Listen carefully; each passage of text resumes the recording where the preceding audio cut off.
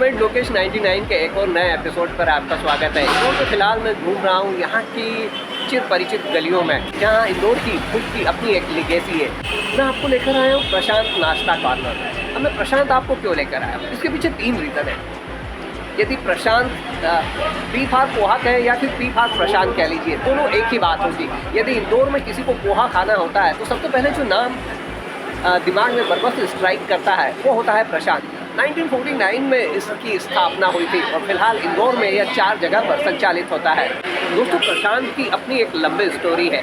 पुरुषोत्तम जी जोशी, जो कि अन्ना के नाम से ज़्यादा जाने जाते हैं, वो महाराष्ट्र से इंदौर आए थे और साथ में उनके ब्रदर थे दत्तात्रेय जोशी। शुरुआत में इन लोगों ने पोहे की शॉप पर ही नौकरी की थी, लेकिन उसके बाद जब वो शॉप नहीं चली तो उन लोगों ने कहा कि आप में जिस तरह का पोटेंशियल है, जिस तरह का कैलिबर है, तो इस शॉप को आप ही रन करिए। और उसके बाद फिर पुरुषोत्तम जी जोशी और दत्तात्रेय जी जोशी ने प्रशांत का जो कारवा है उसे आगे बढ़ाया और यह कारवा कुछ इस तरह से चला कि 1949 से लेकर आज 2023 आ चुका है और यह कारवा लगातार चल रहा है। दोस्तों, ये प्रशांत की वो विरासत है जिन लोगों ने अपनी मेहनत से प्रशांत को यहाँ तक पहुँचाया है। अब यहाँ पर तीसरी पीढ़ी काम कर रही है और जो आप मेरे पीछे देख रहे हैं, ये अंकुर जी जोशी है, जो फिलहाल ये जो जगह है, जिस जगह मैं खड़ा हूँ, ये इंदौर में जो मेडिकल कॉलेज है उसके ठीक सामने है और सुयश हॉस्पिटल के जस्ट बगल में है। फिलहाल अंकुर जी जोशी यहाँ पर और मैं भी यहीं पर खड़ा हूँ और इसी प्रशांत के बारे में आपको बता रहा हूँ। हालांकि जो प्रशांत के रेस्टोरेंट है इंदौर में, वो 3 और जगहों पर है। और इस पोहे की थोड़ी सी खासियत बताना चाहूँगा आपको। काफ़ी सारी जगहों पर पोहा मिल जाएगा, महाराष्ट्र में मिल जाएगा, गुजरात में मिल जाएगा, राजस्थान में मिल जाएगा, लेकिन मध्य प्रदेश में भी मैं कहूँ कि खासकर मालवा, और मालवा में भी मैं कहूँ कि खासकर इंदौर में यह पोहा कुछ इस तरह से टेस्टी बनता है कि इसके टेस्ट का कोई तोड़ नहीं होता है। और इसके पीछे इनका जो प्रिपरेशन होता है वो होता है इस टेस्ट के पीछे। ये लोग शुरू में जो पोहा होता है उसे बनाते हैं, लेकिन उसके बाद उसे छोड़ नहीं देते हैं। यह पोहा जब तक भी इनके पास होता है, पूरे दिन एक बर्नर पर नीचे एक बर्नर के ऊपर एक तपेला होता है जिसमें पानी गर्म होता रहता है और उसकी स्टीम से यह पोहा दिन भर नर्म और मुलायम बना रहता है और उस वजह से ही पूरे दिन आपको यह इतने टेस्टी रूप में सर्व होता है। तो दोस्तों, आपको प्रशांत क्यों आना चाहिए? जैसा कि मैंने आपसे वादा किया है, मैं अपनी ट्रेवल जर्नी में जहाँ जहाँ भी जाऊँगा वहाँ सबसे बेस्ट है वो आपके लिए लेकर आऊँगा।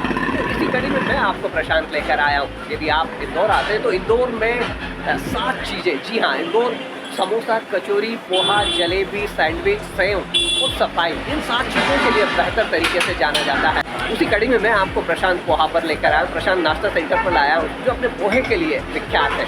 दोस्तों, पोहा एक डिश के रूप में सबसे पहले महाराष्ट्र में इंट्रोड्यूस हुआ था। जो मराठा शासक होते थे उनके घरों में इस तरह की डिश बनती थी। जब होलकर और सिंधिया जब मध्य प्रदेश आए और इंदौर तक आए तो फिर वो अपने साथ पोहा और श्रीखंड को लेकर आए। दोस्तों, जिस तरह से मैं हमेशा कहता हूँ, मेरे हर एपिसोड में कहता हूँ इंदौर के बारे में स्पेशली, कि इंदौर जितना क्रिएटिव है, इतना क्रिएटिव फूड लाइन में कोई भी शहर नहीं होगा पूरे भारत का। जी हाँ, तो इंदौर में पोहा को सिर्फ पोहे के रूप में नहीं बेचा जाता है, या आपको उसल के साथ मिलेगा, या आपको जो मोट होती है, मोट का उसल बनता है यहाँ पर, जो फ्रोजन बटले होते हैं उसके उसल के साथ में मिलता है। और पिछले कुछ सालों से एक और नया एक्सपेरिमेंट होने लगा है पोहे के साथ। पनीर के साथ जो उसल बनाई जाती है उसके साथ भी पोहे को इंदौर में सर्व किया जाता है। दोस्तों, प्रशांत की कचौरी है जो चटनी और कढ़ी के साथ सर्व की जाती है।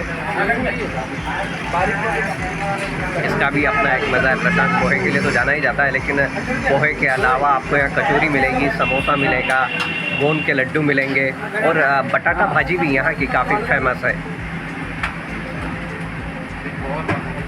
और दोस्तों, ये आया है वो पोहा जिसके लिए प्रशांत जाना जाता है इंदौर में। और ये जो आप पास में देख रहे हैं, ये है बटाटा भाजी, जो कि अपनी प्रशांत की एक यूएसपी है।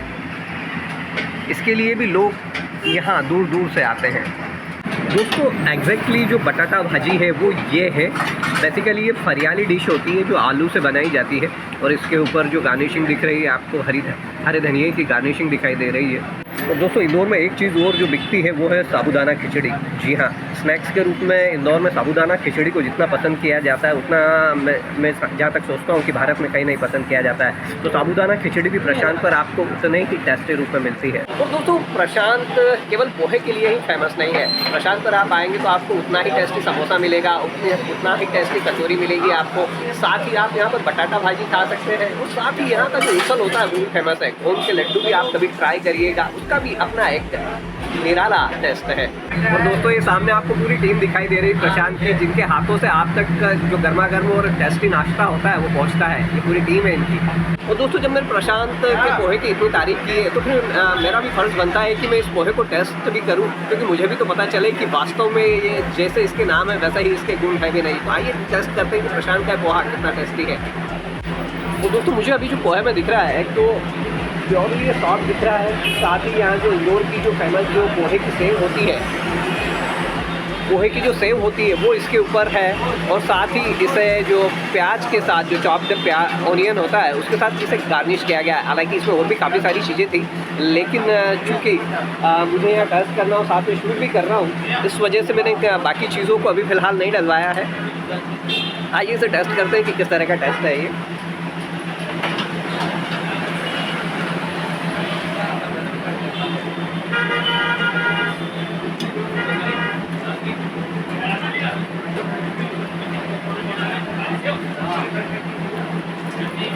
दोस्तों इंदौर का जो पोहा होता है बेसिकली वो स्पाइसी नहीं होता है, हल्के से मीठे टेस्ट पे होता है और इसका जो स्वाद है वो आपकी जुबां पर लंबे समय तक बना रहता है। और यदि आप पोहा खाना चाहते हैं तो एक बार प्रशांत का पोहा ज़रूर टेस्ट करिएगा, इसका स्वाद आपको बरसों बरस याद रहेगा। दोस्तों नोमैड लोकेश 99 के इस एपिसोड पर फिलहाल बस इतना ही।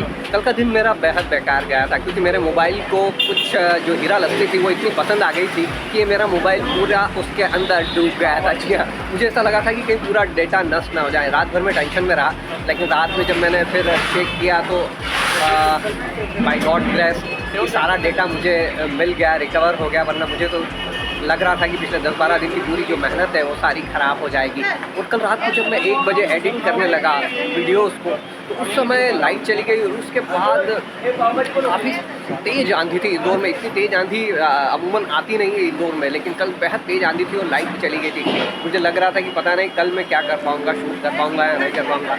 लेकिन भगवान का आशीर्वाद है कि ये जो एपिसोड है ये बेहद अच्छा रहा है। प्लान था कि आज प्रशांत वहाँ पर मुझे शूट करना है और यह बिल्कुल उसी तरह से शूट हुआ है। उम्मीद करता हूँ आपको भी यह एपिसोड पसंद आया होगा। यदि आपको ये एपिसोड पसंद आया तो प्लीज़ इसे लाइक कर दीजिएगा और साथ ही अपने यारों और दोस्तों में शेयर करना मत भूलिएगा। और यदि अभी तक आप मेरे चैनल नोमैड लोकेश 99 पर नए हैं और आपने इसे अभी तक सब्सक्राइब नहीं किया है तो प्लीज़ इसे सब्सक्राइब कर लीजिएगा।